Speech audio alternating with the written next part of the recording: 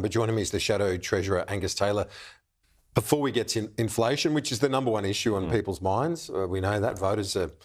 The cost of living is obviously 1, 2 and 3 in terms of priorities, but the Assange matter, what's your assessment? Oh, I think the important... Welcome home. Well, I can understand why the family is very pleased to have him home, of course. But the important thing here is that the justice system of the UK and the US be respected. Assange, of course, pleaded guilty, and we welcome the fact that that has resulted in his release.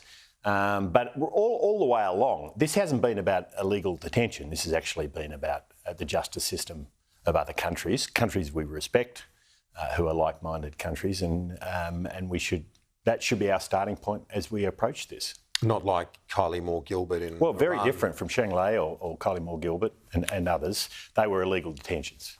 And that means the government should have a very different approach to those situations. It's not the role for the government to celebrate an outcome like this. It's certainly the role for the family. I can understand that.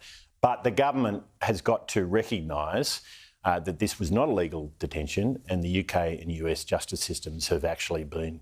They've had to operate through their own processes, and that's appropriate. There are really different... I'm sure you've heard this from your own constituents, but those that care about it, there are different views. There's those that almost beatify Julian Assange as a great hero and saint of free speech. There are others who, as Michael Ware just said on our program, thinks he betrayed the national interest. In fact, Stephen Smith said in 2010 it was a great risk and threat to our national interests. Well, he's pleaded guilty to espionage.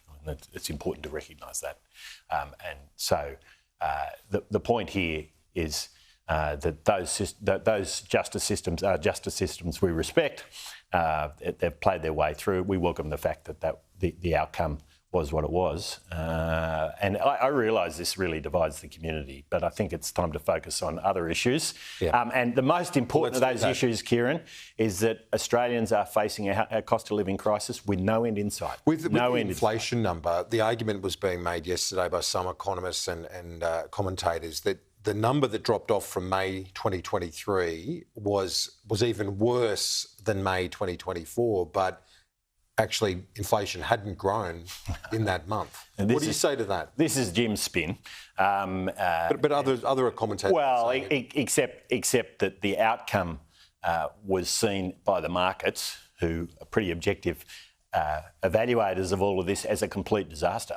We have seen, since that inflation announcement come out, the markets and many leading economists say we're looking down the barrel now of 12 months without an interest rate cut and a very real prospect of higher interest rates. What's clear, what's unambiguous, is we're in a situation... Well, I'm just saying I don't get into forecasting, Kieran, but what I do say, the markets are unambiguous. I mean, they are in absolute shock on this number.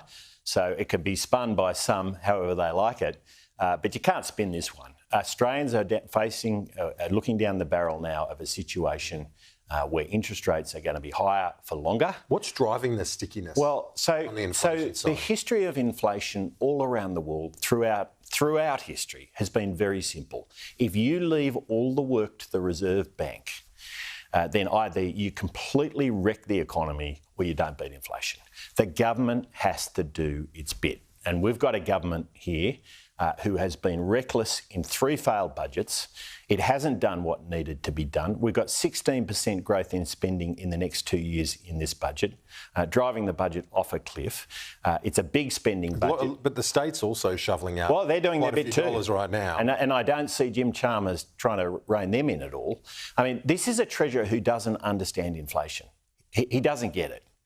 And Australians do, because Australians are suffering from it. And they're not just suffering from the inflation, they're suffering from the higher interest rates, the higher taxes they're paying, and nothing the government can do will touch the size. Do you fear we might get a couple of rate hikes? Look, the market is seeing real prospects of rate increases and no prospect of rate reductions in the next 12 months. I'm not going to get into forecasting. You've already tried me on that, Kieran, and I'm not going to do it.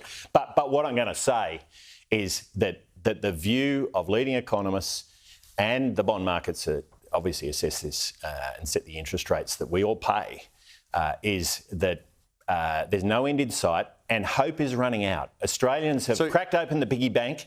They're working harder than ever. Yeah. They're cutting back on spending, and none of that has been enough. And I tell you, there's no light at the end of this tunnel. I just wonder, in hindsight, if, you know, this is a hypothetical, but I think it's relevant because if there are a couple of rate hikes, the coalition would be right in the game ahead of the next election. Should you maybe have held off on such an ambitious nuclear policy, which again could be so decisive? You could lose a lot of votes on that front. You could win it just on cost of living and rates if another 2 or 3 hikes are seen. Yeah, well, I'll leave the political commentary to you. That may well be right. But the point is we've got to do what's right for the nation. And this is a time, Kieran, where hard decisions need to be made. We don't need weakness in our leadership, as we're seeing from the Prime Minister and the Treasurer.